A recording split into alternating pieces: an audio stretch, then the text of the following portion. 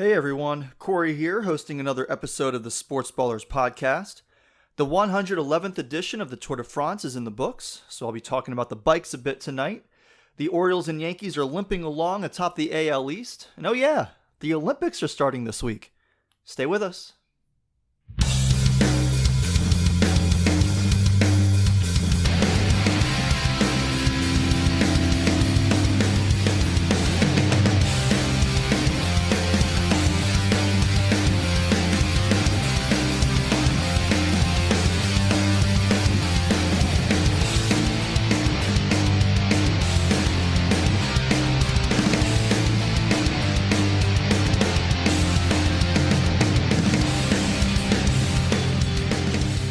Hello and welcome to episode 286 of the Sports Ballers podcast. I'm Cory Puffett, joined as always by Eric Meyer and Evan Ash.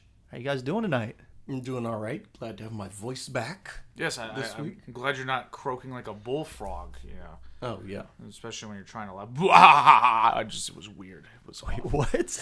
Your laugh was bizarre, more bizarre than usual. More bizarre than usual. When your voice was gone. It was not, the high pitched squeals were gone, and it was just something deranged. I did not care for it. I shouldn't have cracked so many jokes on the ride home because I was like, Evan needs to stop laughing like that. It's weirding me out. Okay. Actually, it was fine. But, Well, it's been a couple of weeks since our last show. Not that a whole lot has been going on. The Tour de France was going on, but outside of that, it's been kind of same old, same old. The Yankees are limping along, basically playing 500 or thereabouts ball over the past few weeks. The Orioles are pretty much in the same boat. I mean, the Orioles did take the lead from the Yankees in the AL East, but since then, they've both been kind of struggling. And right now, the Orioles are only holding a 1.5 game lead over the Yankees.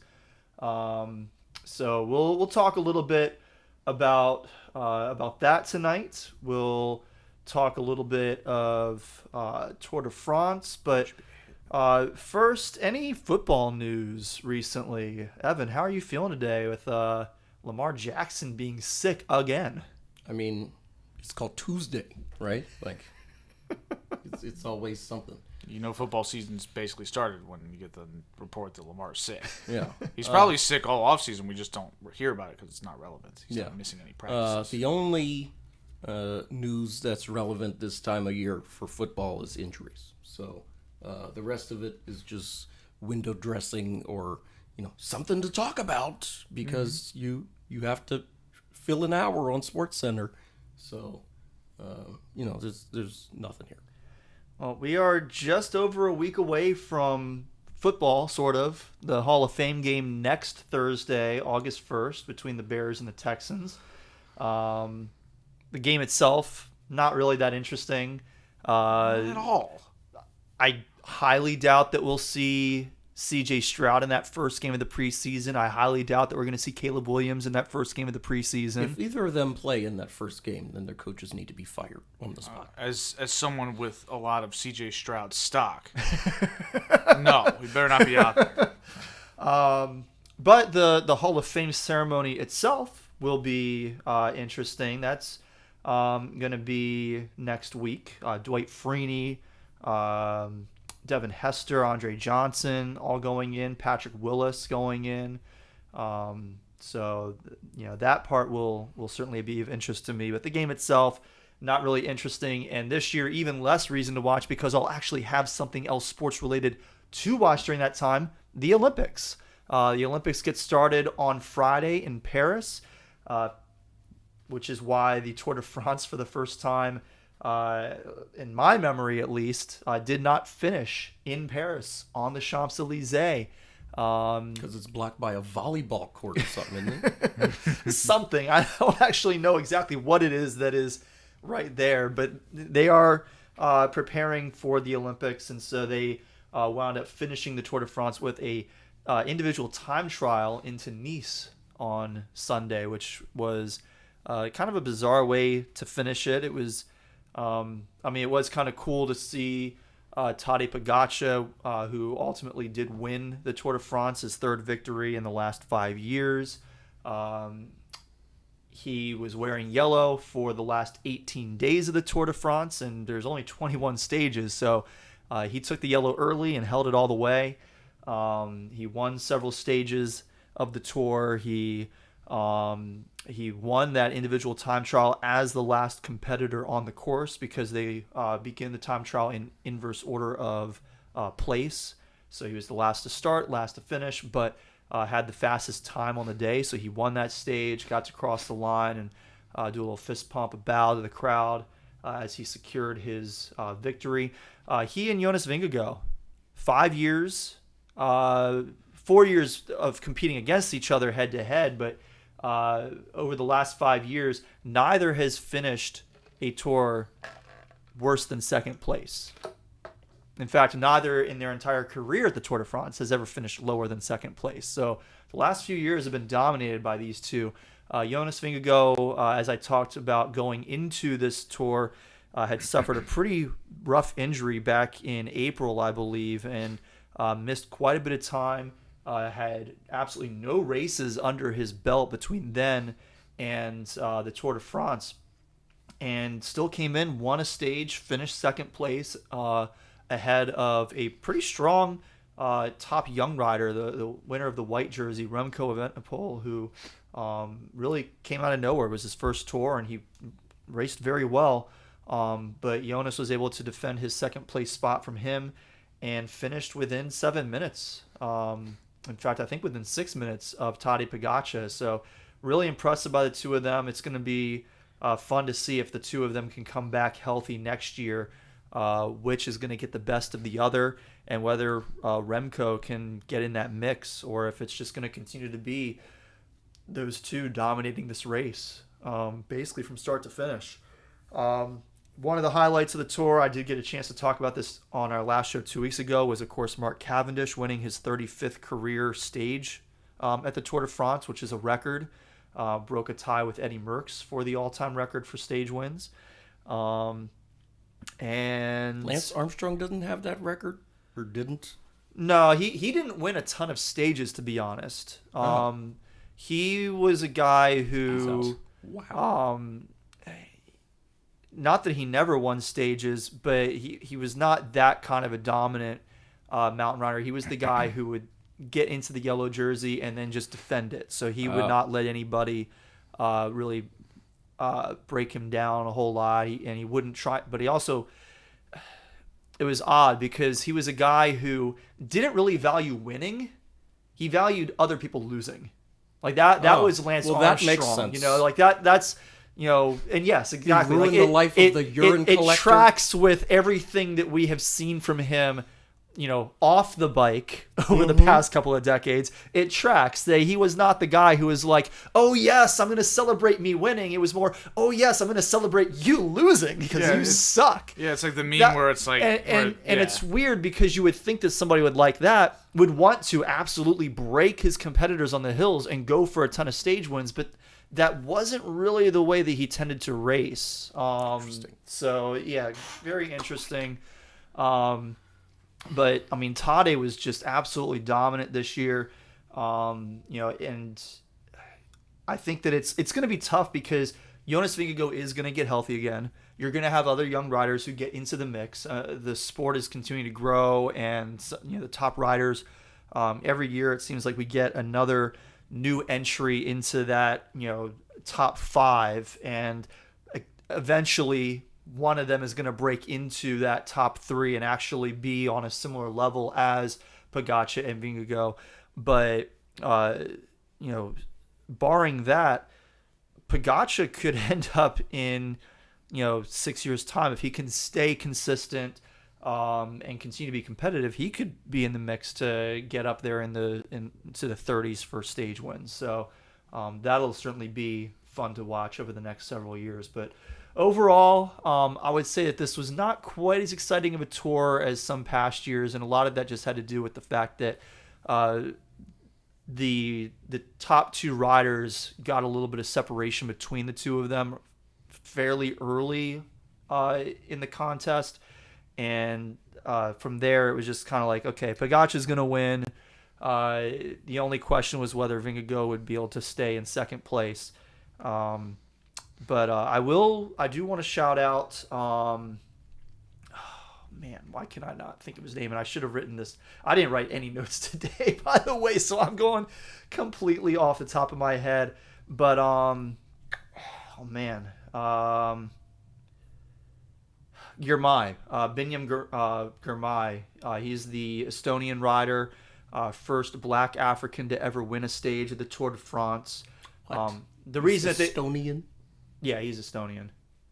Uh-huh. Yeah, he won 3 stages this year, and he wound up winning the green jersey competition, which is basically the competition for sprinters. It's the points competition.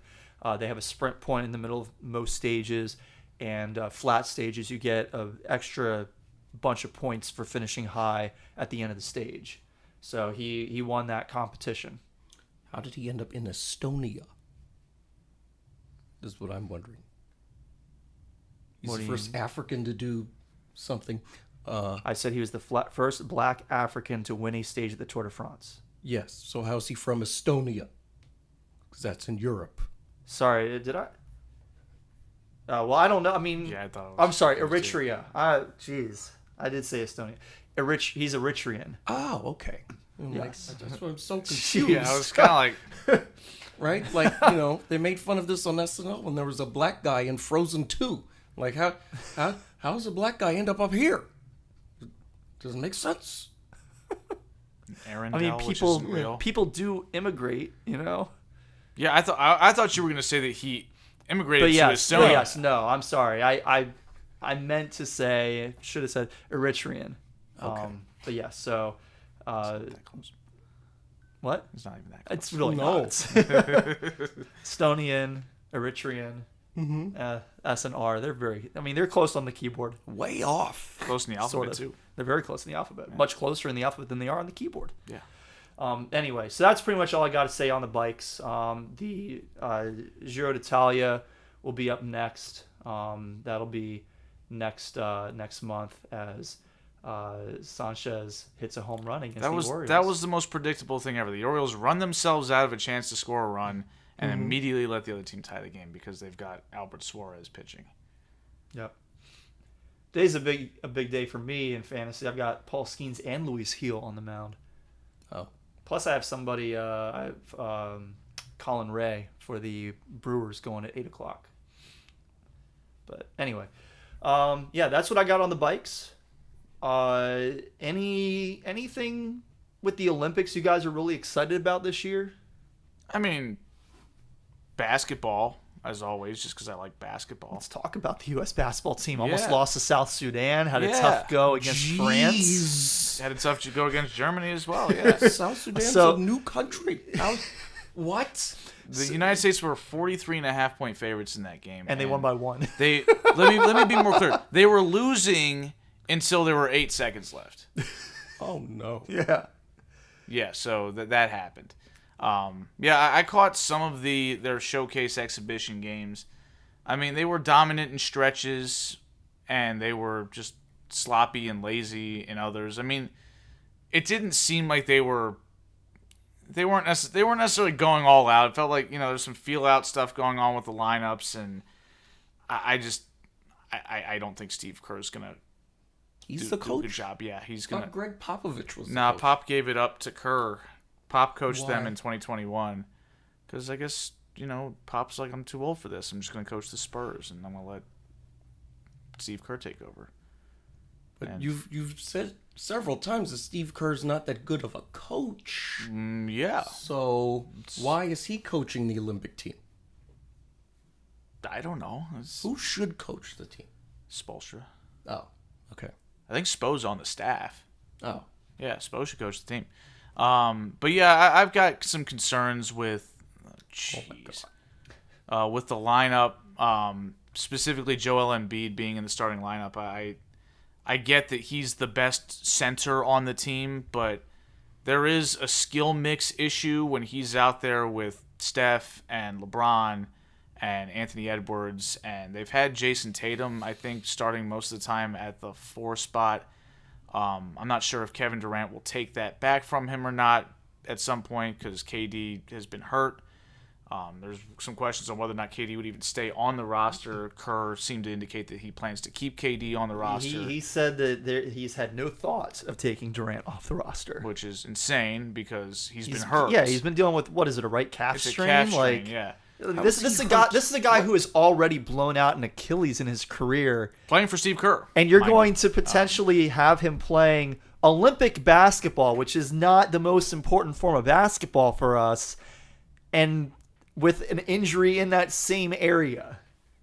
I mean, he's 7 feet tall. Well, he's 6'10", and he doesn't want to be 6'10". He wants to be shorter. Well, sorry, KD. He gets very upset when people call him 6'10". Most of us want to be taller. So,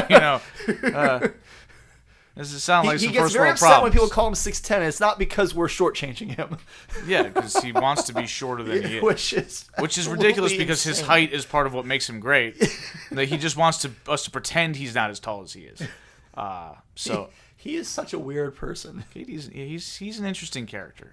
But anyway, yeah, Embiid, he's, again, in the NBA, when you have such an even distribution of talent across the league, having Embiid as your best player and your offensive focal point is good, right? Like, he's one of the best offensive players in the league. That's the guy you want to run plays through. There's only a handful of guys in the league that you would say you'd rather have. But several of those handful of guys are on this team. Yeah. Right? Including Steph Curry, including LeBron James. And if he's ever actually going to play, Kevin Durant is probably included there as well. And it's just, when you have this much talent, it's about how well do you fit with other great players. And we've talked about this. This is a big part of why guys like Kevin Durant and Steph Curry are great, is because they can play with anybody. Like, they don't have to have the ball in their hands because they're great shooters and they can move without the basketball. They space the floor. They do all those things. Embiid doesn't do that. Embiid's game's primarily in the post. Well, if I've got Anthony Edwards trying to drive to the basket and Embiid's clogging up the lane, that's a problem. If I've got Steve Kerr calling for post-up plays after, Steph's hit 4 straight threes, and we're not running plays through Steph because we've got Embiid on the floor and we've got to use him, that's a problem. Mm-hmm. So that position should be occupied by a big man, right? Like somebody, or like a stretch 4 to quote certain things. Here you go. Gracious. Sorry that we actually talk about basketball on this podcast. We don't just say you put the ball in the hoop and you get 2 points. We go a little deeper than that. Sometimes you put the ball in the hoop, you get 3 points, and sometimes you only get 1 point. That's also true. Absolutely insane. All of that is true. It's totally random. Yes. I don't really know how any of that works either. But anyway, like, it makes more sense to have a defensive-minded big man who kind of plays a little bit more of a rim-running role where he catches lobs and things like that. And that's not really what Embiid does. Embiid is a guy who is an offense unto himself. Well, I don't want him to be that because, well, we've got better options for that. And his defense isn't quite as good as it needs to be. Why was that guy running like that? That was bizarre. This 9-hole hitter is giving Skeens a hard time. Anyway, so 3-2 since he had 28 pitches. So it's also frustrated me when I see Kerr basically say, after it was pretty obvious the first time they got on the court together that Embiid was sort of the odd man out in this lineup, when he says, okay, well, I don't know what the starting lineup's going to be, but it's going to be, guarantee you it's going to have LeBron, Steph, and Embiid in it. And I'm like, one of these things is not like the other. Okay, Embiid does not need to be in the starting lineup. If he comes off the bench, he can run the bench unit offense and play with a bunch of, a couple of shooters and things like that. But he doesn't really fit there either because everybody on Team USA is good. Jason Tatum is good. Drew Holiday is good, right? These are NBA champions, reigning NBA champions. Mm-hmm. And Derek White, who is also there now, is good. Like, you got 3 Boston Celtics there. You've also got Bam Adebayo and Anthony Davis. So you're kind of limiting your bench option to defense only, which is just, it's a weird mix of these lineups. You kind of want to get some of those defensive-focused guys in the starting lineup a little bit to sort of even yourself out. And I think it would make more sense for Embiid to be in the second unit. Honestly, it doesn't really make sense that Embiid's on this roster at all. He just doesn't fit. It's just not a good fit, and I don't know what Steve Kerr's going to do about it, but I'm sure he's going to do the wrong thing. The U.S. women's team. Also, shout out LeBron James because I don't give him. Isn't he the flag bearer? Yeah, I don't give him enough credit on this podcast at times. We're kind of a LeBron neutral podcast at times. Dude's incredible. He's going to be 40. I wouldn't say that we're LeBron neutral. He may not be like all over him, like in love or anything like that. But I don't think any of us have ever expressed like anti-LeBron James rhetoric. That's why I said neutral. Like, we're not fans, but we're not haters. I would call myself a LeBron fan. I'm not like Steph Curry, but I like LeBron. Sure, but my point is, yeah, he's been the best player on this team for this showcase, and he's almost 40. And he's playing with the best players in the country, which is the best country for basketball. And let me be clear, we still better win this tournament. Like, come It on. doesn't sound like we're going to. I mean, yeah, so quit asking. We have like 7 or 8 more like top 20 players in the NBA than any other country in this tournament has. The best 15 guys in the tournament, 10 of them are on the United States, and the other 5 are on one place each. Right, like they're spread across 5 other teams. Like, you've got Jokic on one team, you've got Luka on one team, you've got Giannis on one team, you've got Wembanyama on one team, and pick somebody else. There's no other guy, like, unless you want to throw Rudy Gobert on the French team. Oh, no. Yeah, exactly. I didn't think so. Where is Wembanyama on the?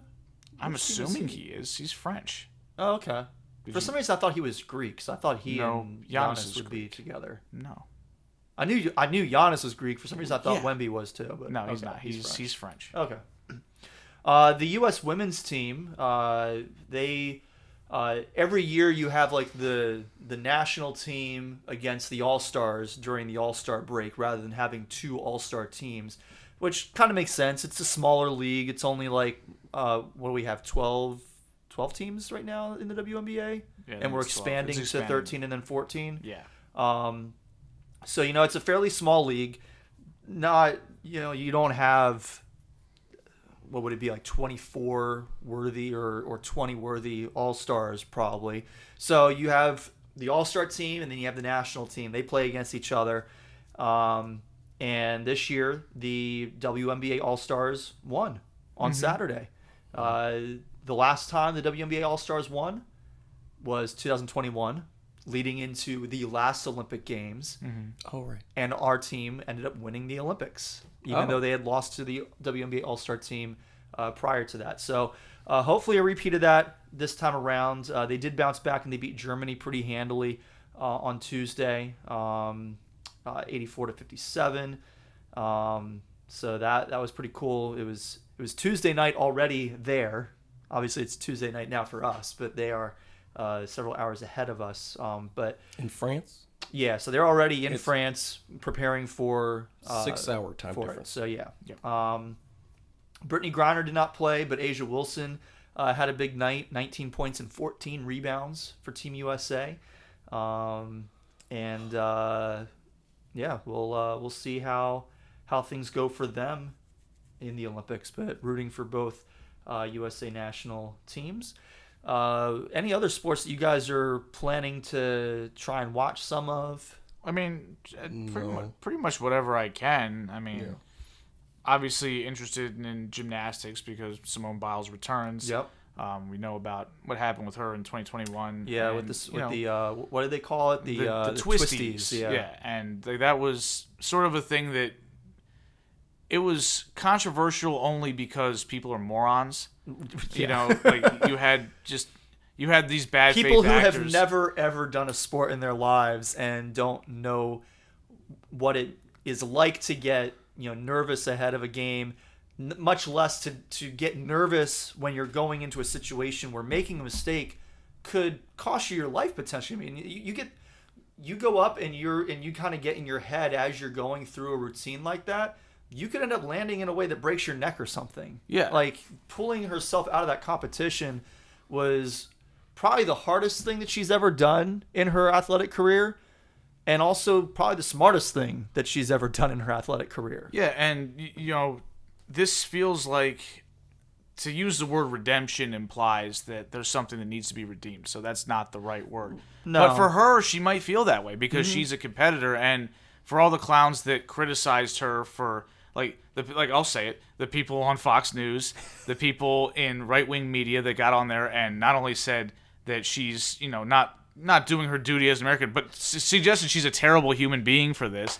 Which doing you know, duty as an People on American. Fox News are clowns about every topic. yeah, So, which you know, this is on which brand. I can explain to you what they mean when they say she's a terrible person. They mean she's black. Yeah. That's what they meant. That's what Charlie Kirk meant, because that's what Charlie Kirk always means. 100% what Charlie Kirk meant. So the fact that she's coming back and doing this, like, this is, you won't hear a word from anybody that hated on her 3 years ago if she goes and wins a bunch of golds, because they didn't care the fact that she won a bunch of golds in Rio. No. Because they just acted like, oh, this person just popped up out of the blue and then quit on the team at the biggest moment. Like, why did she go to the Olympics? Why would she take away somebody's spots? Like, because she's the best damn Olympian we've ever had in this sport. Yeah. Right? She's already proven herself. She's already etched her place in U.S. history as one of our best Olympians. This isn't her first rodeo, so relax with that. You're lucky she's even here. She was 24 at the time of those Olympics. Right. That's old for a And gymnast. 28 is ancient for a gymnast. So, the fact that in fact, she only did it last time because she wanted to be visible after the fallout of the Larry Nassar situation. Like, she said so. She was one of the last people that was affected by that scandal, and she didn't want that to disappear from the light, and so she wanted to hang on as long as she could. Well, guess what? She's hanging on even longer now to try to win gold and to try to not go out like she did, because, I mean, again, Nobody wants no to be shame, but you don't remembered want that that way, to be yeah. your last one. Yeah, no, 100%. No, I mean, I'm excited to see her and the rest of the U.S. Gymnastics team. I always enjoy watching volleyball, particularly the indoor volleyball. I don't know why I like it so much more than the beach volleyball, but the indoor volleyball just, I think it's a little more chaotic because you have so many more people on two there. on two is weird. Two on two is weird, and like the points come a little bit too easily. I feel like you don't get a lot of really good volleys typically. Whereas 2-on-2 when you feels have like- indoor, you get a lot of cool volleys. Which are 2-on-2 fun. doesn't feel like a real sport. It feels like something you do hanging out with your buds at the beach. Yeah. Right? Like, it's like Sounds volleyball, like like Rocket League. yeah, you're running deep, right? Like at least like doubles tennis feels like a real sport because you're on the same surface. And it's But fun. also like you can easily cover, like you can play singles tennis, right? Of course. So having two people on there, you're just the doubles court's bigger. It is bigger, but it's not like gargantuanly No, bigger. no. But It's not twice as could you ever put like one-on-one beach volleyball? Like, would anybody ever watch that? Would anybody What is play that? that? It was- That's Right. playing catch. That's called practice. Like that's not a real thing. So One-on-one volleyball. I enjoy that. I like watching water polo. Water polo is a fun sport to watch during the Olympics. Sure. It's like I like it better than handball. Handball's kind of boring to me, but I love water polo. I like the swimming. Honestly, I do like watching swimming. Yeah, I like watching just there's- plain there's- out swimming. watching these people Like scoot I'll in the watch the pool. I swimming and I'll can't watch scoot the in the track pool. and field. I'm terrible at swimming. Like, I'm a slow ass swimmer. Like, I can swim, but that's it. Like, It's been a while since I've like gotten in the water, so I don't know like how fast I can. I'm a very good swimmer in terms of my form. I don't know how fast I can swim. the these reason I'm a days. slow swimmer is because my form is buns. Really? It's not because I'm completely unathletic. It's because I don't have good form. You're not hydrodynamic enough. I guess. Sure. But I never really learned how to do it right. So, like, I learned the basics. I know how to swim. I've got a good freestyle. I've got a good backstroke. The only thing I can do I can't do a butterfly really at all. I can't. And my breaststroke is. I mean, I know how to do it. My but breaststroke's it's good. very slow. I could do a breaststroke pretty well. My breaststroke is extremely slow. My I don't know backstroke how people is not staying straight. I don't know how I'm people hooking. like are able to go so fast with the breaststroke. It's not like it's not an efficient stroke. No, neither's the butterfly. It's more efficient than the breaststroke. Yeah, but like it's like they basically tie your legs together with the butterfly. It's dumb. It looks cool. Yeah, but the it's dumb. thing that's weird about the breaststroke to me is that when you Dunk bring your your head in the hands water. when you bring your hands in, Mm-hmm. you're basically like pulling yourself to a stop almost before you like accelerate yourself forward again. You put your head in the water for a front crawl too. Not A all what? front crawl. Yeah, for freestyle. Freestyle, your head is in the water. You just turn to the side. Okay. Yeah, so you breathe, but your head goes back in the water. Yeah. Yeah. Just think it looks funny. You just keep dunking your face first in the water. Yeah, That's what this competition is. like the whole point. That's all three strokes except for Well, the the backstroke. whole point of learning how to swim is so you don't drown, and you're volunteering to stick your head in the water where you could drown. Yeah. It's bizarre. As soon as she can start like mommy me, daddy me classes at 6 months, like my daughter's learning to swim. Of course. Like we're getting her in the water. Gotta learn how to swim. Yeah. I mean, I remember back in '08, I had just gotten to college, and I had my giant TV, which was deep and heavy, and like, you know, our whole dorm was watching the Olympics. This was maybe 4 or 5 days before classes started, and like we were all watching together when there was that relay, and the United States won by 100th of a second or something, and it was wild. Yeah, they almost blew that 4-man relay. Yeah. That was cool. Was that The Jason Lezak one? I also remember watching Michael Phelps with the finish where it was like 1,000th of a second was that a he photo won by. finish. Like that was insane. I was at Ocean City when that happened. I was on the boardwalk. Saw it Yeah. on TV. I'll be interested to see how Katie Ledecky does. I'm assuming that I haven't heard anything official, but I'm assuming that she's on the team again this year. Like she's one of the greatest swimmer. Like she's the greatest female swimmer I think the U.S. has ever had. Yeah. I saw a video a couple weeks ago of her swimming freestyle with a glass of milk on her head, and it did not spill at all. I don't know how you do that. It's insane. I mean, It's called being talented, I guess. yeah. A glass of milk. Yeah, on her head. Give me some milk. Yeah. She had a snorkel on, of course, so she didn't have to turn her head to breathe. But still, Yeah. like keeping your head that still while you're swimming, I it's couldn't. impressive. There's no way I could do it. Are you kidding me? I probably couldn't even balance the glass of milk on my head, just like sitting still right now. Like I couldn't do that. You either. don't sit still, so no. I don't. You fidget a lot, so I know, that's true. All right, so I think that's pretty much it for Olympic talk. Be interesting to see how things go, but I'm excited. I'm really excited to watch some of that coming up. Let's talk some baseball. Make Yeah. you guys start with your Orioles because you guys are in first place right now. Currently, Currently, you're going to stay in first Still place will be after today. today, You're going to yeah. stay in Oh, first place okay. after today, no matter what. Because no matter what, the worst that can happen is you guys can be still up by a half a game. I mean, the Orioles had a good series in Texas, right? They won Yeah. it. They took 2 out of 3. Frustrating that they couldn't finish off the sweep because they just couldn't drive in key runs because Brian McCann was in the lineup. or James McCann. Or, sorry, James McCann. Yeah. Might as well be Brian McCann, who doesn't play baseball at all anymore. So, Yeah. you know. But yeah, it was frustrating game on Sunday, but nonetheless, they won the first 2 games pretty handily. Things are not going great tonight against the No. Marlins. Albert Suarez is getting lit up by the worst offensive team probably in baseball. Oh, okay. You know, Well, so you know, they're getting a whole bunch of hits. typical. Yeah. Whenever the Orioles play a National League team that's not any good, they just mess around. Except for the Reds. Except for the Reds. Swept the Reds somehow. We lost all the games to the Cardinals. Lost 2 out of 3 to the Pirates. I know The because I was there. Pirates. Didn't we have issues with the Cubs too? We got swept by the Cubs, didn't we? Oh, okay. And we also we lost 2 out of 3 to the Brewers. We were there for one of those. All right, so here we go. Offensive rankings in baseball. Batting average, Marlins 23rd. Runs scored, Marlins 29th. Home runs, Marlins 30th. On base percentage, Marlins 29th. Slugging percentage, Marlins 29th.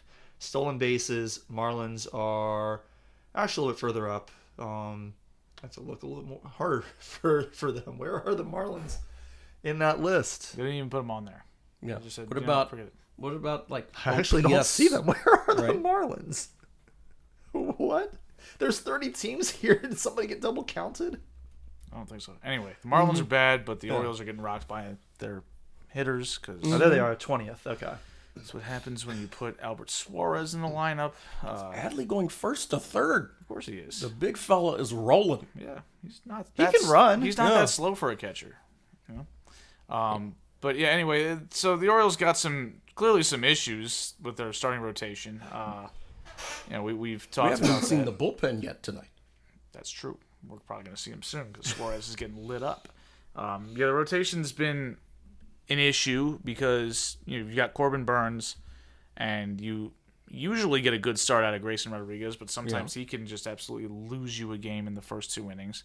He's a young guy. Yeah, and then you've got Dean Kramer, who Mm-hmm. I mean, although he pitched well enough, I guess, on Sunday, but he still had that Kramer inning where he walks 2 guys and gives up a two-out home run. Oh, yeah. That's how the Rangers got all 3 of their runs. He's got to walk the 8 and 9 hitter. That's definitely a Yankee Stadium home run right there. Oh yeah. Like I saw it come off the bat. Well, that's a routine fly ball. What is home run here? So Gleyber Torres, who moved up to 6th in the lineup ahead of Verdugo, who's down to the bottom 3rd now because he sucks. yeah. No. The Orioles rotation needs help. I guess we'll talk about potential trade deadline stuff in a little bit after Cory talks about the Yankees, which they're not really faring much better recently, but No. they are winning now. They're up 1-0. I still stand by it. The Orioles should focus on fixing this bullpen. We are up 1-0 right now. We are a game better than the Orioles over the last 10. We're 5-5, while the O's are 4-6. Still, I think number 1 in baseball in runs scored with 508 runs so far this season, which is 6 more than the Dodgers in second place. So, the offense still, it's frustrating because the offense has been very inconsistent. That's been one of the big issues. Our pitching that's been a big part of our downward trend over the past month and a half, has been our starting pitching has not been anywhere near as good as it was in the beginning part of the season when it was absolutely dominant. Like our starting pitching, nobody could touch it. And then our bullpen was still really good, so that made it really hard on teams. But between our starters getting a little bit more lit up, and then our offense being really inconsistent, the only 2 guys that you can really trust game to game in our lineup right now have been Judge and Soto. And as Soto said, I think yesterday after our win, we can't win in October with two players. Like, more of the lineup is going to need to start getting it together. Verdugo is addicted to hitting ground balls and double plays. Sounds like Austin Hayes. We can't seem to figure out that number 1 spot. Anthony Volpe had been our number 1 hitter for most of the season and had been doing a good job. And then for whatever reason, we decided, now we need to shake things up a bit. So we started putting Ben Rice in there. Well, and that's because Volpe stopped hitting. He did, but he's still hitting better than most of the other guys in the lineup besides Judge and Soto. Well, that's not saying much. His OPS plus is down to like 86. It's not good. That's bad. That's barely, playable. That's not good. It's Ramon Urias' OPS plus. You said his OPS? Oh, yeah. Yeah, I mean, it's not great, but like you have Ben Rice, right? Ben Rice has a 3 home run game against the Red Sox to help us salvage a game in that series out of the 3. Mm-hmm. Since then, he's batting 83. Like his 83? batting average is 0.83 since then. So he was our leadoff hitter almost every game since then, and we finally replaced him today as the number 1 hitter in the lineup. Oh. I've been having a hard time figuring out the lineup decisions that Aaron Boone has been making, but at the same time, what are you really supposed to do when nobody else is stepping up? Yeah. Torres has been, I'll give him this, he's been consistently mediocre to sub-mediocre, but at least he's been consistent. He's probably the 3rd most consistent hitter in the Yankees lineup right now, which is just sad. Yeah. So, it's been Aaron Judge, who now has 35 home runs on the year. It's been Juan Soto, who's been very good, continuing to be very good. Had a 2-home run game yesterday. Had a extremely long home run trot, the longest of any player this season so far, well over 30 seconds. And it's been Luis Gil, who, after having 3 straight bad outings, has bounced back nicely, is, pitching well through 2 innings at least today, and hopefully keeps that going. But everybody else, I mean, Carlos Rodon finally had another good start yesterday. It was his first one in his last 7 starts, I think, where he didn't get rocked. He hadn't won a game since early June. Yeah, it was ridiculous. I dropped him for my fantasy team, and yesterday I was like, I kind of regret that. But I don't really, because I've also missed some really bad games by taking him out of there. Even the one guy who seemed to not be getting too lit up during this stretch of bad starting pitching outings was Marcus Stroman, and he got lit up a couple of nights ago by the Rays. So it's just been rough sledding for the Yankees. We've got to figure this out. Our lineup has to come alive, and our pitching needs to get more consistent if we're going to be competitive in October, like it looked like we were going to be early in the season. Because early in the season we were almost untouchable. The only team that was having any kind of success against us early in the season was the Orioles, basically. Yeah. Well, the Orioles getting all they can handle from the Marlins tonight. Cowser with a hustle single here to get a run in. Yeah, with some bad PFPs out of the Marlins, right? Like, you gotta beat the batter to the bag. Gotta be quicker than that. Yeah, there's no excuse to not beat the batter to the bag. That was bad. Gave the Orioles a little bit of now Mountcastle with a knock. Cowser's going first to third, and he's dead meat. That's just. Did he? I hope he didn't break his hand with that. No, he didn't. That's the second toot bland in the last 2 innings for the Orioles. The first one is just baffling to me. So it was first and third with nobody out. Mullins is on first. And he tries to steal second with Mateo at the plate. Why? There's nobody out. If Mateo's not going to ground into a double play. He's one of the fastest guys in the league. So you don't need to protect against that. So why are you stealing the base? If Mateo strikes out, it's first and third, and who's up at the plate?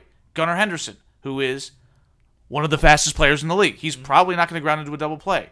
So, again, why does Mullins need to steal that base? If he gets thrown out, now all you have to do is strike Mateo out, which is not hard to do because he's not a very good hitter. That's what happened. And then you just have to get Gunnar out somehow.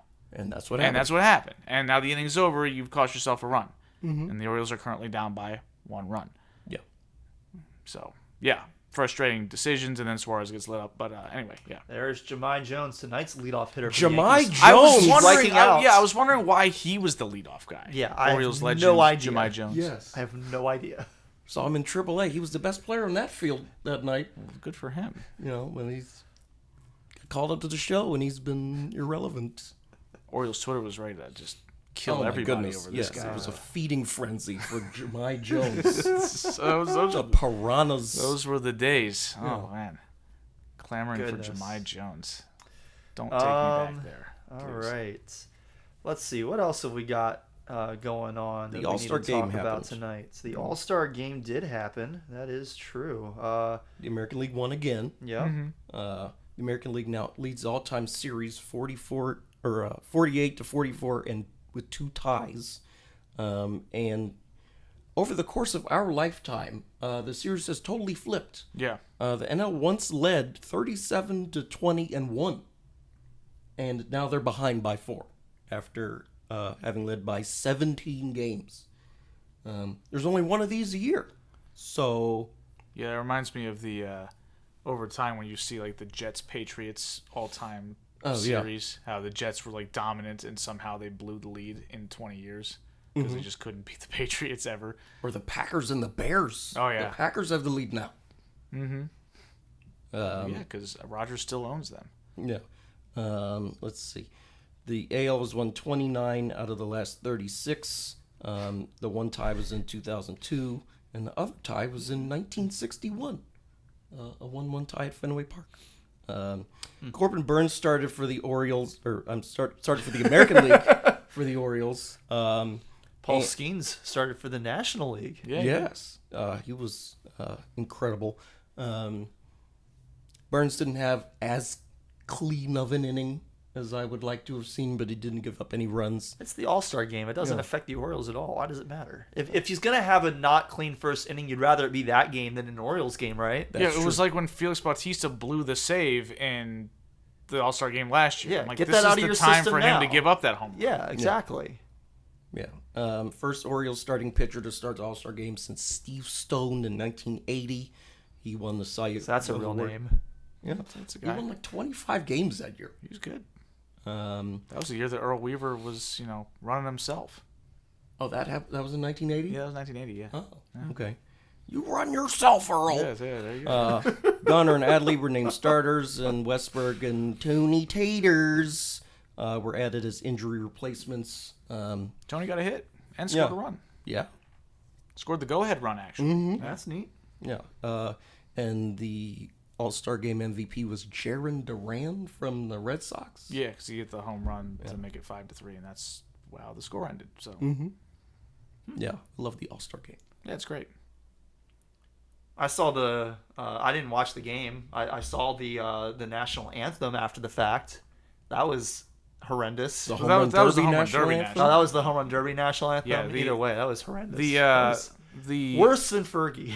the All-Star Game national anthem was significantly better Okay. in that it was just fine. Who sang it? Cody, I want to say his name's Cody Johnson. He's a country singer. I've heard of him. Okay. Before, but yeah, he Yeah, did that home run derby national anthem that was worse than Fergie. Yes. And I would say it was worse than Roseanne Barr because like Roseanne Barr, you don't expect to be a good singer. Also, it's the first one where it sent somebody to rehab. So That's you know, true. like- She checked herself into rehab. Like, the I hope next she gets day, whatever which help is she not needs. funny, but it is funny. It's not funny, but you can't even sit up from laughing so hard. I mean, it's amusing. Turning purple. I mean, it's amusing, right? Like, but again, hopefully she gets whatever help she needs because Yes. she definitely Addiction needs is it. serious. And Right? I heard some people saying, well, maybe it was just a rough day for her. It's like, no, if you get drunk before you perform in front of a national audience, You got a problem. You've got an and issue, You know what? Hats off to her for admitting it, for facing it. I mean, that's not an first easy thing step. to do. she did said rehab sounds super fun, so that was kind of a weird I think tongue-in-cheek that was- thing to post in that situation, but good for her. I don't think she was serious saying No, that. she wasn't serious, but the situation is serious, so you would think she would behave With a little bit less being serious, yeah. She was singing the national anthem drunk out of her mind. That's a time to be serious too, and that didn't happen. yeah, because she's got a problem. Yeah. Maybe she was drunk tweeting too. And she's like Denzel Washington in Flight, where it's like, on Monday, Tuesday, I drank to excess. I was like, yesterday I drank to excess. I'm drunk now. It's just like, just always drunk. And it's like, yeah. Oh man. It's like Tyrion said, it's not easy to be drunk all the time. Otherwise, everybody would do it. And, it's, Yeah. All right. News around the rest of baseball. What else is going on? Got some Hall of Fame inductees to talk about. Adrian Beltre, first ballot Hall of Famer, got 95% of the vote. Joe Mauer just barely snuck in there with 76% of the vote, but Also first ballot, yeah. Hall of Famer. Well played, Mauer. And then on Great his commercials. sixth ballot, getting Oh just my shy God. of 80. Oh my God. Oh my yeah, God. something just happened with the can't- Orioles. I can't take this team anymore. Mateo just took one right in the manhood. Oh. I thought he hurt his wrist. I thought. Oh, it was maybe he Gunnar. did hurt his arm. He was Because he was and grabbing because down he and Gunnar around kind his of collided there groin. going for that ball, and Oof. He was grabbing around his groin initially, so that's what I thought happened. But no, he's grabbing around his elbow. Oh my God. That's not great. no. Welcome back to the show, Jackson Holiday. Yeah. Is there some other dumb team playing? What about the Nationals? Are they going? Could we just watch How them? did that collision even happen? I don't know. We'll see a replay That- of it. That's. I mean. Okay. The reverse angle made it look like Gunnar kept running after he had stopped for some reason, but no. Jeez. Isn't that Gunnar's ball if he can get it? I mean, I mean, it's on the second base side though. They're all the shortstop's balls if the shortstop can get it. Yeah. I guess, but it is on the second base side of the bag. Yeah, but if you're shaded up the middle, then Anyway, the other player inductee, just shy of 80% of the vote on his sixth ballot, Todd Helton, and then Jim Leland inducted as a manager. yeah. That's a solid Hall of Fame class. I mean, Joe Yeah. Mauer was the best hitting catcher of a generation. He also was the face of PlayStation, which Yes, those Evan- commercials were Yeah. great. Evan just quoted that commercial. Yeah. Those were excellent. I followed Kevin Butler, the VP of PlayStation, on Twitter. He was one of my first follows Yeah. back in 2010. Dude, I'm not even allowed in Mexico. The commercials were excellent. That was the best one. That was one of the first ones, and it was the best one. And then there's also talk about PlayStation 3 being dropped to $299. It's like you can't believe everything you hear on the internet. That's how World War I got started.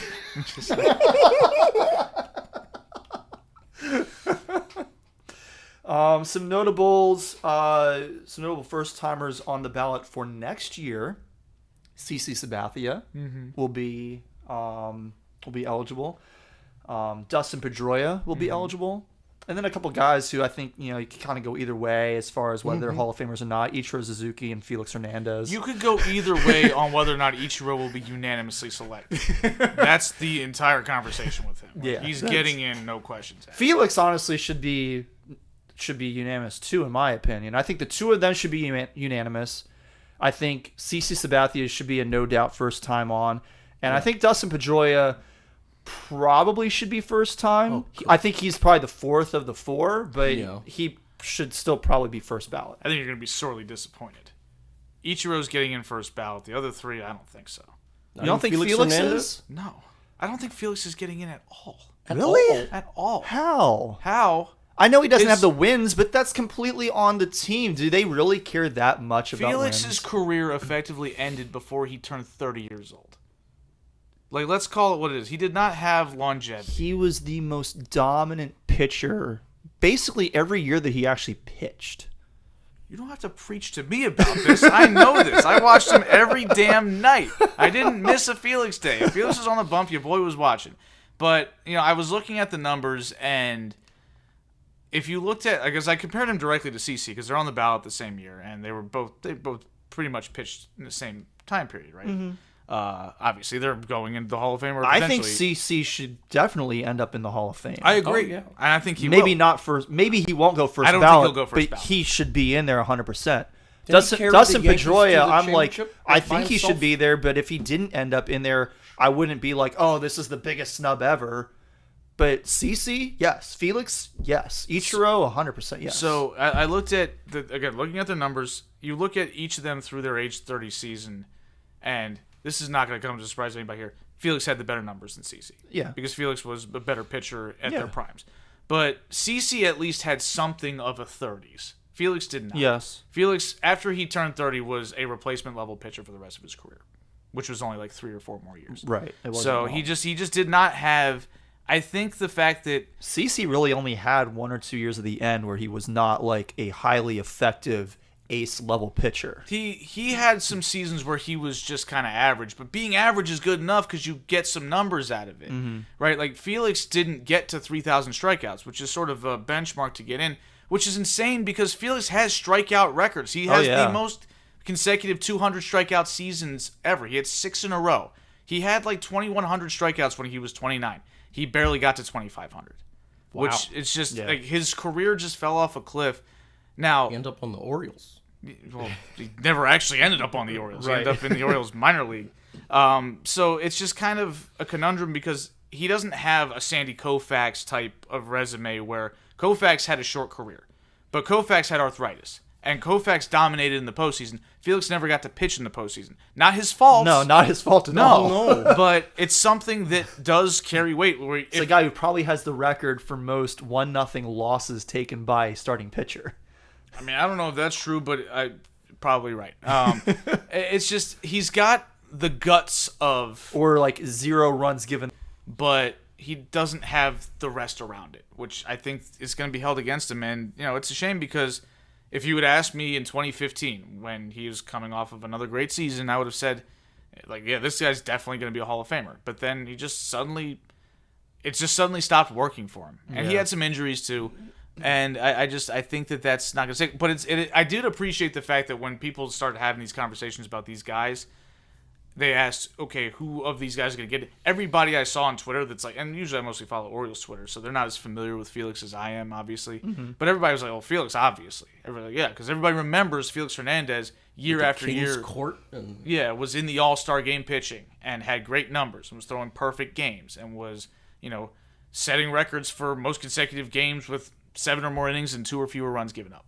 Like, those are insane statistics, and yet...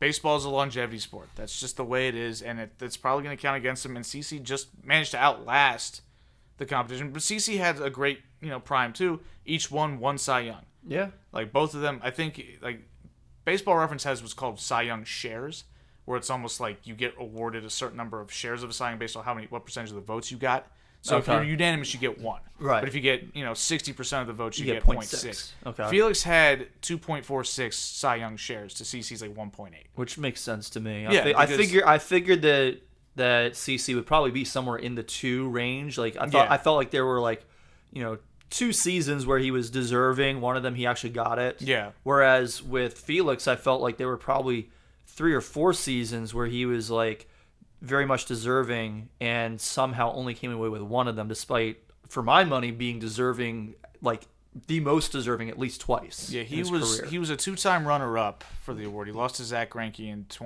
2009, which was fair because Greinke was Yeah, great. yeah. But then he lost to Corey Kluber in 2014. And that was the one's one a where I little was more like, controversial, I felt like Felix deserved that over Kluber. Yeah, Cory Kluber. Yeah, spelled his name wrong. it does. Maybe he's smiling at some point since he retired. As for Dustin Pedroia, it'll be interesting to see what they do with him because he has longevity issues as well. Yeah. And It's all Manny Machado's fault. Obviously. it's obviously Manny lightly slid into his lower extremity, and that just ruined his whole career. Even though that knee was already made out of fusilli anyway. Couldn't have been anything else. It had to be this. And just ridiculous. So we'll see about him. I mean, these guys were players from when we were coming up, though. So obviously, It's making me feel old because I remember these guys' entire careers. Yeah. And they're potentially going into the Hall of Fame. well, Ichiro retired at like 45.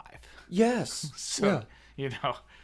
I remember because I was watching at 5 a.m. when those games were in Japan.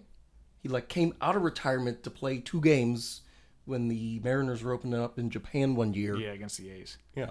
And then he just went into and the they front retired office. again. Yep. He said, "See ya." He delayed his Hall of Fame induction by 2 years to play 2 games. That's okay. The fact that he got to 3,000 hits despite coming over here at 27 is just ridiculous. Like, it's just an absurd achievement.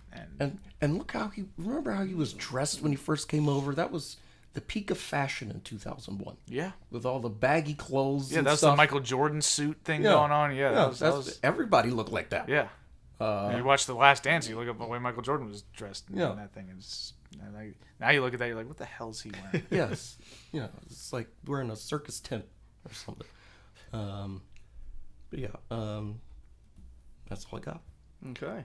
Good trade deadline. We didn't talk about that. Oh, the Orioles need a whole new Is bullpen. there a whole lot to report on the trade deadline right now? No. I mean, Not really, because deadline's not for. I know next week. I know that there's a little bit of conjecture about what could happen, but none of that really matters until it actually happens. Yeah, I just kind of wanted to talk about our team specifically and what they want to do. I have no idea what the Yankees need to do or should do at the deadline. I mean, obviously, if we're going to do anything at the deadline, we need to be buyers because we've got a good team. We're we've got 60 wins this season. You just traded for Juan Soto, and you don't necessarily know that he's going to be back. But I can't sell. Right, but I don't know. I don't know what we're going to give up, what we're going to get. I don't know. We need to play better with the pieces that we have right now, in my opinion. I don't think we necessarily need to be super involved in the trade deadline. Maybe we try to pick up a piece or two, but I don't know. Y'all probably need some bullpen help. We could probably use a little bit. Clay Holmes has been shaky. Yeah, and everybody else in between is not great. Yeah. Have you seen the Orioles bullpen? Not good either. I mean, they've been leaky when they were healthy, right? And some guys have gotten hurt and aren't coming back anytime soon.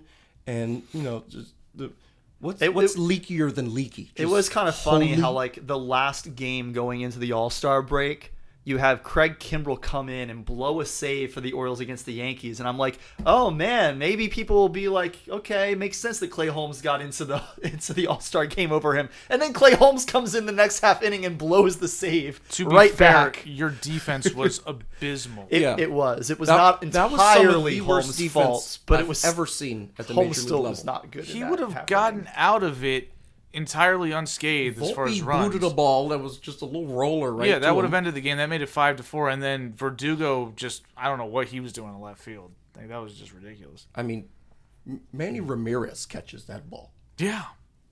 right? Yeah, he does. He makes it an adventure, but he makes a catch. Yeah. Where's Verdugo going? Yeah, so the Orioles need help in the rotation and in the bullpen. I honestly... I think the bullpen's the worst issue. Just because we saw the 2015 Royals just, go to win the World Series with that lights out bullpen at the back end. But you're not going to build a bullpen that good. We need a bullpen that's better than this one. Sure, but it's not. You can't win a World Series with a pretty good bullpen and terrible starting pitching. And right now, outside of Corbin Burns, the Orioles, you can't have Dean Kramer starting a Game 3 in the playoffs. We've been over that. That's just not. That's not okay. And honestly, turn the TikTok camera on. Everybody's talking about trading this prospect, that prospect. Ryan Mountcastle needs to be on the block. Oh, like flat out. Why not? Like Ryan Mountcastle's not hitting. He hasn't hit for power this year, which is the main thing that he does. Mm-hmm. And he's blocking multiple prospects. And and Ryan O'Hearn has come out of nowhere. Yeah. And you can't sit him down. O'Hearn's a more valuable player to this team than O'Hearn's Mountcastle. batting cleanup tonight. Yes. And you've got Kobe Mayo, who's ready to come up to the show. You've got Heston Kjerstad, who's been shortchanged at bats, a lot of which because Ryan Mountcastle's in the lineup pretty much every night. Mm-hmm. Lots Lots of teams would be interesting in a right-handed bat. Might give up a bullpen arm for him. And Mountcastle is very replaceable on this team. Yeah. I would be sad if the Orioles got rid of Ryan Mountcastle just because I followed his whole career since he got drafted in, 2014 or something? 2015. Out of high school? Yeah, and we followed all of these guys' whole careers because we've been watching the Orioles the whole time. So... Yeah, but Mountcastle was, a Dan Duquette pick. He's supposed to be great and all this stuff. It's like, we saw it. Well, no, Duquette would mumble through everything. yes, I remember. And, it's just, now he's leaving. He hit that guy. He hit a home run one time, and it broke that guy's nose. And then he just reached out to him on Instagram. He was like, oh, hey, next time you're at the ballpark, let me know, and I'll sign something for you. Yeah, Mounty's a great guy, and he's a pretty good ball player. But, again, we have needs, and Mountcastle kind of doesn't fit them, right? We've got guys that are better than him or potentially better than him, and we need help elsewhere. And I think that, honestly, there's been talks about, obviously, Austin Hayes, his days are hopefully numbered on this team, but you're not going to get a whole lot of return for Austin Hayes because he's just not a good ball player. And there's also talk about Cedric Mullins being in the mix for a trade, which I don't think is an option. No. You don't have the defense at You're that going to point. have Yoenis Cespedes in center field in the World Series. Kicking the ball, right? That should have been a single, and it was an inside the park home run. Probably should have been an out if we're keeping it a buck. That ball should have been caught. Yeah. So, there's talk about that, and there's a bunch of talk about these prospects, and you got crazy people on Twitter saying, well, you don't want to overpay for people like we did for Burns. I'm like, we won the Burns trade hands down. What are you talking about? The team that won the trade is the team that got the better player. And that was the Orioles. So that's a wrap. It's you traded Joey Ortiz, who's a fine player, and DL Hall, who hasn't done anything this year and has been a poor starter for the Brewers, and you gave up the 30th pick in the draft for the guy who started the All-Star game. Yes. On the first place Orioles. What are we talking about? This is not a discussion. The trade was over and done with on opening day. We all saw it. Yes, we did. When Burns came out and was just throwing smoke, and we're like, this guy pitches for us. Right. I'm like, wait, this guy just mowing people down from game number 1. Yeah. I was in incredible. the building. Yes. I'm like, this is not an Orioles pitcher. This has never happened before. In our life. Yeah. So I'm just like, this... Better than Mike Mussina? Well, no, but Mike Mussina was well before we were really paying that close attention to baseball.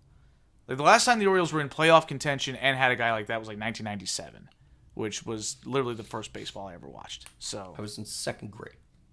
So there's talk about that, and well, we shouldn't have given up Joey Ortiz. I'm like, why? Where was he going to play on this team? Reese had to get all that back. He's gonna play second base. Okay, how long? Mm-hmm. How long was he going to be there? Because you've got the number 1 prospect in baseball that plays that position. Yeah. So, what's the plan there? He didn't have a spot in the team's future, and frankly, despite all the grief we give Ramon Urias, and right now the underperformance of Jorge Mateo since June, we've gotten decent utility from that position. This is not below replacement level play from second base. Imagine if Corbin Burns wasn't on this team. Oh. Given all the injuries that the Orioles have had, and you had to replace the 100 or so innings he's pitched with somebody else in this organization. Aiken. With Cade Povich, who would have been here earlier and still stayed here had Corbin Burns not been on this team. And still walking giving everybody. up a million runs to the A's as we're driving all over California. You know, Right. Yeah. He yes. gave up like 93 runs Yes, in an hour. that happened. Though that would be who's replacing Corbin Burns' innings. So, you know, we won the trade. Relax. Yeah. And It's not close. I don't think Elias is going to trade Jackson Holiday. No. I don't think he's going to trade any of the top 4 prospects. And I don't think he's going to trade Hayes, Mullins, or Santander. I mean, Santander, obviously, but like Hayes and Mullins, they're not going anywhere. I feel like... I feel like you can't move Hayes. Yeah. Well, I mean, I also feel like those 3 guys have been here the longest. Yeah. Right? Since like 2017 or something. Yeah. You know, like as soon as the team gets good, you get rid of the people who, paid their dues or whatever for... I mean, going on I a don't decade care. now, I don't care about right? that. But I care about can you help the team win now? Yeah, but like the vibes though in the clubhouse, Yeah. right? Like They're vibes people guys. would be unhappy. Like, wait, you got rid of him? Like he was here back when we were 47 and 119 or whatever. I think Austin Hayes can go. Yeah, And you might say, well, Ryan Mountcastle too, who I mentioned as a trade candidate, but Mountcastle actually has value in terms of what he can return. yeah, Hayes does not. Mullins is too important because you need his glove in center. Because let's face it, if you remove Mullins from this team, Cowser becomes your full-time center fielder. And while Cowser's been surprisingly very, very good defensively this year, he's batting 224. there are times where he's not going to be able to be in the lineup. Like if a lefty's on the mound and Cowser's had like an 0 for 12, I can't have him starting every day. Which means who the hell's going to play center if he needs a day off? Austin Hayes would be playing center. Austin Hayes has been a terrible defender this year, which is like the one thing he did was Yeah. defend, and he hasn't done that well this year at all. So yeah, Mullins has to stay, and I honestly I kind of want them to pay Tony. Oh, really? Yeah, I kind of want them to pay Tony Oh, because the thing is, if they pay Tony, like again, obviously don't give him like 10-year, $300 million contract or anything like that. But keep him around for, if you can give him like a 4-year deal, I think it makes it easier at that point to say, okay, one of these other big bats that we have in the farm system, whether it's Basayo or Mayo or Kerstad, that's when you can feel comfortable saying, okay, maybe I can move one of these guys for a difference maker in the rotation or in the bullpen. yeah. Because without because the whole point is, the reason why you're hesitant to give them up is because you think Tony's going to leave next year. And so then you've got Kerstad to slide in or whoever to slide in. But if Tony stays, and Tony's been productive year over year and you can count on him, All-star. yeah, then you're like, okay, now we actually have a surplus bat in that same role, and you can move on from him. Yeah. So, it's a mess, and here I'm complaining about a first place. First place Orioles, who may still have the best record in the American League right now. I don't know. I thought Cleveland had. They're one kind of more going back and win. forth. Yeah. And the baseball playoff bracket is so stupid. Yeah. You kind of want to be the 2 seed You want anyway. to be the 2 seed, yeah. Because then you get to play the winner of the The 3-6. West, Yeah. which so- might be the Astros the- at this point, who are in first place. Cory. not the Mariners. So They. the Astros took over first place. Oh, okay. It's The insane. Mariners against the. I told you this was going to happen. You did.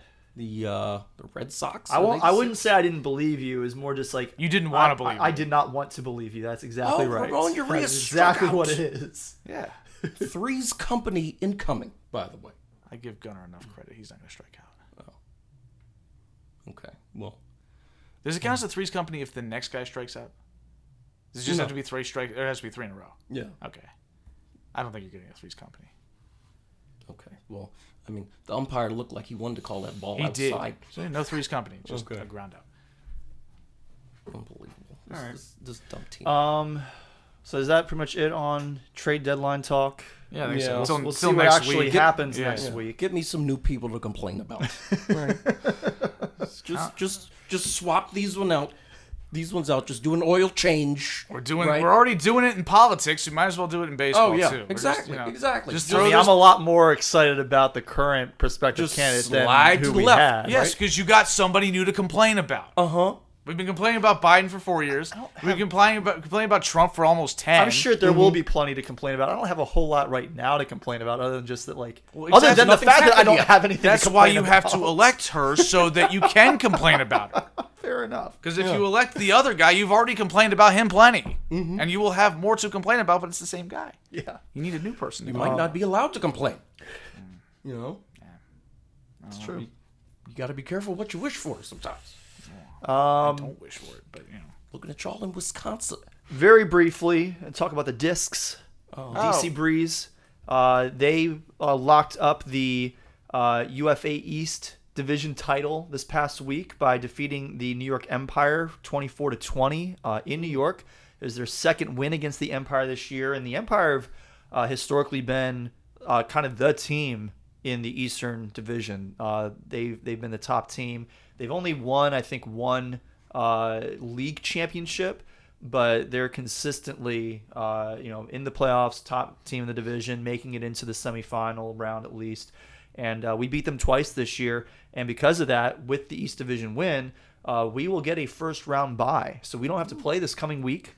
We get a week off, and then we will play the winner between the New York Empire and the Boston Glory, and that game will be on August 10th. It's a Saturday at Carlini Field, which is at Catholic University. Oh. So that'll be a big game. I may try and get tickets to go out to that game, but In Ohio. yeah, we'll see how things go. We played the Boston Glory twice this year as well. We beat them in the first contest 12-11, and then we lost 16-15 in the second contest. So both of them 1-point games. So basically, we match up well against either team. We have the capability of, if we win this game, we will make it to the league semifinals, which is the furthest that DC has ever made it in the UFA playoffs. So definitely rooting for a win against whichever team we wind up playing on the 10th. The Ultimate Disc League has divisions but not conferences. Correct. Okay. Yeah, so you have 4 divisions. 3 teams from each division make it into the playoffs. And the second and third seeds play against each other. And then the winner plays the first seed. And then the winner of each division goes to the semifinals. Oh, okay. Yeah, so it's like you do have a little bit of interdivision play during the season. That's been ramped up over the last couple of years. And like this year, we played the Salt Lake Shred in our season opener. Salt Lake Shred. Yep, and then we played the Carolina Flyers in the second to last game of the season and absolutely destroyed them.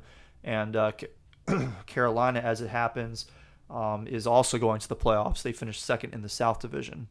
Oh, okay. So and the Shred, they're also going to the playoffs. They, I think they won the West. They won the West Division, a game ahead of Seattle and 2 ahead of Oakland. So both of our interdivisional games were against playoff teams, and we destroyed Carolina by 10, lost by 3 to Salt Lake in our season opener. So if we can get through that hump that we have really struggled with up to this point in our in DC's history, we've got a shot to do something pretty special at the league level. So we'll see how that goes.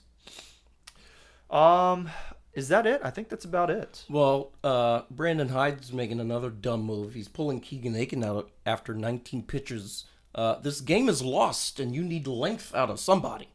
Remember, your bullpen sucks. You're going to tire your bullpen out in the first game of the series against a bad team that you should win the next 2 games against, but maybe not if you have a tired bullpen. So quit asking.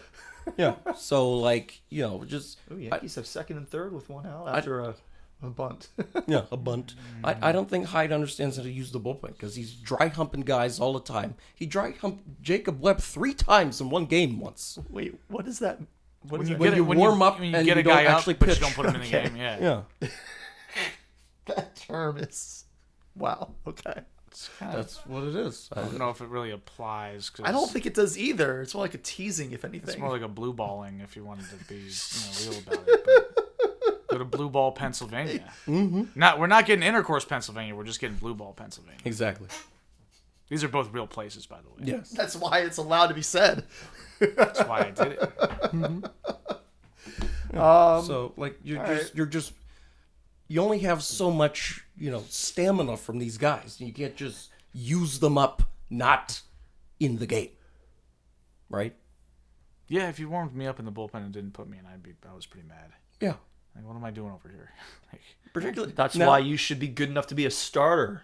Oh. I can't Now start someone every called game. Birch Smith is pitching. Yeah, we called him up. Well, if you're a starter, you shouldn't be appearing in a game that you're not starting. This isn't. I didn't play in the major leagues, Corey. We had different roles. We played tournaments where we played 4 games in 2 days. You kind of just had to make it work.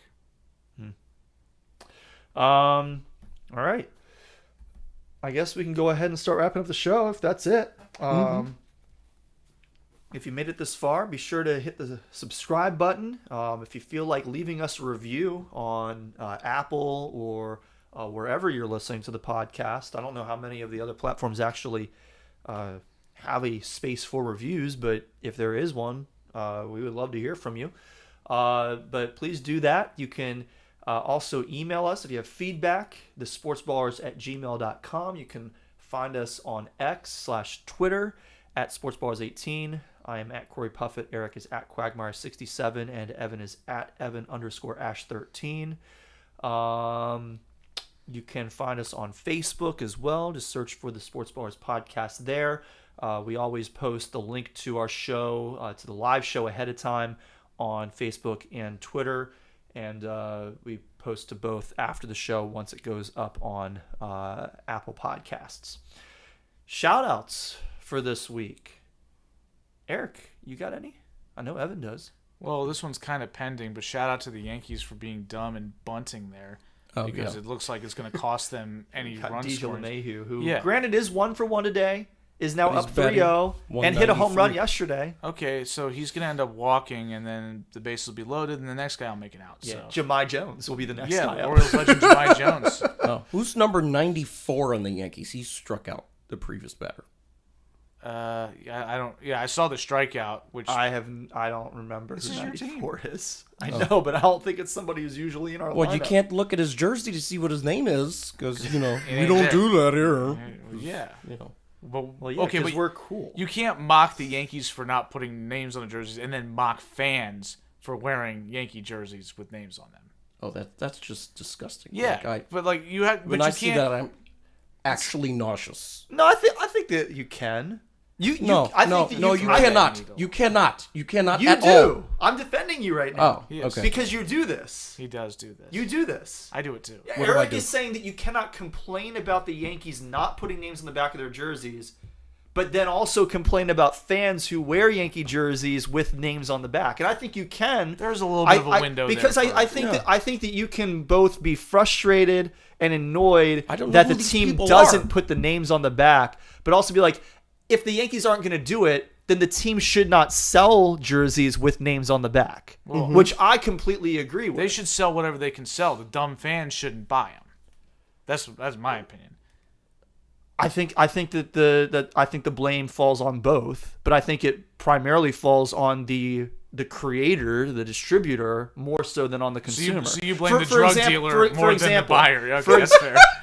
We're addicted to jerseys. For example, I did at one point buy a Yankee jersey You did. that had Judge's name on the back. That's shameful. I did not realize it at the time. How? Actually, no, I guess I did. I looked at other stores in the stadium, and no store in the stadium sold them without. Stadium? It was in the stadium. They did not have a store that, at least among the ones that I went to. Granted, Coliseum I did not ranks walk way through above every Yankee single Stadium, store in the though. stadium, but I went through several stores in the stadium, and not a single one had them without the name on the back. Shout out to the Yankees for bunting. Awesome. There we go. Yeah, Cool. so I don't bunt. And my impatient ass decided not to wait and just order one online without the name. Even though I did eventually do that, because I was like, I'm never going to wear this. It has a name on the back. I'm not going to wear it. Why did I buy this? This is stupid. It was that is probably one of the worst financial decisions that I've made in my life. Which you hope honestly, it if is? that's the worst, I'm doing all right for myself. You're doing great. Didn't you also buy a car that you immediately had to take back? No. I mean, that was Drew. Maybe that was Drew. I think that was Drew. Yeah, Drew definitely had a car thing where. To be fair, I do kind of regret the car that I bought when my previous one took a dump. bit the dust. Yeah. Yeah. Evan loves his car that replaced his Chevy Cobalt that Yes. died. Oh, that poor thing. It was rolling rolling puttering. scrap metal, but it was my rolling scrap Puttering metal. through Appalachia. And Anyway, the answer to Evan's question about who number 94 was, it was Carlos Narvaez, who was playing catcher for us today, apparently. He has a Okay. 333 average this season because he's 1 for 3. he was 1 for 1 coming into today, and he's now 0 for 2. Well, you know, He's trending in the wrong doing direction. great, right? You know, 1 for 3 is pretty good. keeps this pace up, he'll be a Hall of Famer. Be right there with Ichiro and whoever. All right. Any other shout-outs for you? Shout out to my boy Adrian Beltre for getting into the Hall of Fame just one more time. Oh, yeah. One of my favorite Mariners, even though he didn't really hit that well for the Mariners. He was fun to watch. Yeah, I don't Great. really remember him at all for the Mariners. I remember him more with the Rangers than I do with That's the where Mariners. he made his Hall of Fame career was Yeah. with the Rangers. Evan, shout-outs? So and I have been traveling the past couple weekends. So first shout out goes to Buzz Bar's Coaster Club admins who put on an incredible event at Cedar Point last weekend. Last weekend being like the weekend of July 12th. Oh my goodness gracious. Like, to say they hit a home run is an understatement, right? It's a grand slam. They had a 5-run home run. You know, like, That's impressive. Those Yes. don't exist. yeah. We had a boat tour, right? Like in the lake. Booze cruise. Yeah. More like it. I wouldn't say a boat. That you guys were apparently underdressed for. Well, kinda, yeah. I mean, I wasn't gonna get a costume. You didn't have to get a costume. Just wear like a button-down shirt or something. I brought a shirt for that, and everyone's like, "That's ridiculous. We don't need that." I'm like, I mean, I roll up. Everybody's got like some type of shirt. and nobody is like sweating from being at the park for hours. Some on some end. folks had T-shirts on from the park. I mean, I was drenched in sweat. Anyway, You would have been Moment drenched in one. sweat anyway. I had so much fun. It was incredible. So can't wait for the next event. And then shout out to all the workers at all the parks that I've been to over the past couple weeks. how many have you been to? So last weekend I went to the Great Escape.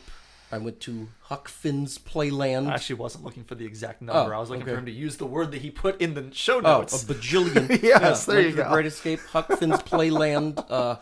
Set up perfectly and just whiffed. The Castle Fun Center, and Hershey Park. I think that's it. So, just driving up to upstate New York on a whim. The Castle Fun Center, was that an indoor coaster, I hope? No, That's a dumb name for a park that doesn't have an indoor coaster. How are you going to call it a center? I don't know. You don't call an outdoor venue a center? They had go-karts and miniature golf and stuff. It was a little family entertainment batting place. cages.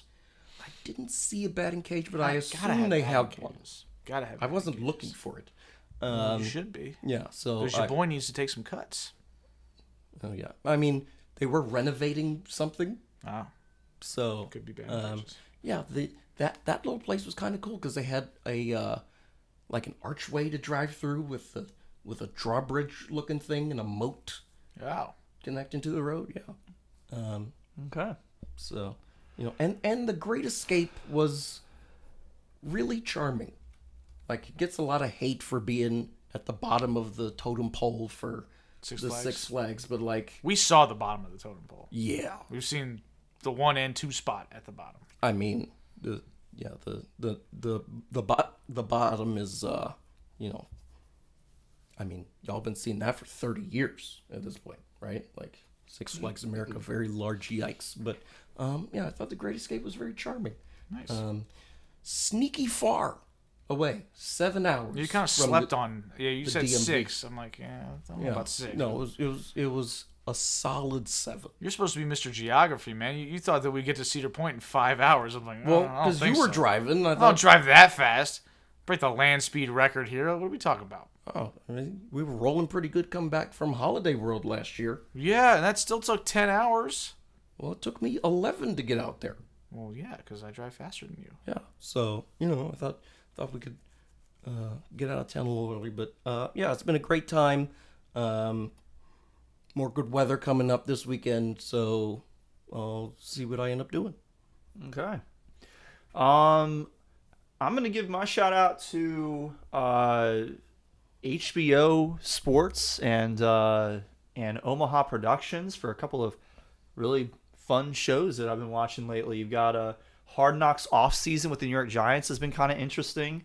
Episode 4 airs tonight, and then the final episode of that series airs next Tuesday, July 30th. And then that's going to be followed a week later with the premiere of Hard Knocks training camp with the Chicago Bears. So I'll be watching that. But then also Omaha Productions, Peyton Manning, along with Patrick Mahomes, produced a new season, a sequel to last year's Quarterbacks, but this year it's Receiver. And they've been they followed last season George Kittle and Deebo Samuel of the San Francisco 49ers, Devontae Adams of the Las Vegas Raiders, Justin Jefferson of the Minnesota Vikings, and Amon-Ra St. Brown of the Detroit Lions. And that's been a really fun watch. Rashawn and I have been watching that one together. And she's been very surprised at how much she likes George Kittle. They're really cool, cool dudes. Kittle has a ton of people going to all of their games. He's got a party bus for every game, which is cool. Amon-Ra St. Brown is a lot of fun to watch, especially just the fact that I'm already a fan of his. Devontae Adams has been he's just a really cool guy. I've really enjoyed learning more about him. One score on that. So I don't know. I don't know what the the ball was up in the air for a long time. Okay, you got to go halfway. That's why you go halfway. But you're also trying. But you're trying to tag up if they catch it. No. Yeah, you got to go halfway on that. You got to go halfway on that. Come on. Yeah, this Jeff McNeil hot dogging it out there. Ridiculous. So that should have been caught. So he probably should have been tagging up. But yeah, it'll still be scored a single. Well, should have been the a ball double. hit the warning track. Yes. In Death Valley at Yankee Stadium, right? It's way out there. The one deep part of the park. And then now your double agent Harrison Bader's up to ground into like a 1-2-3 double play or something and ruin the inning.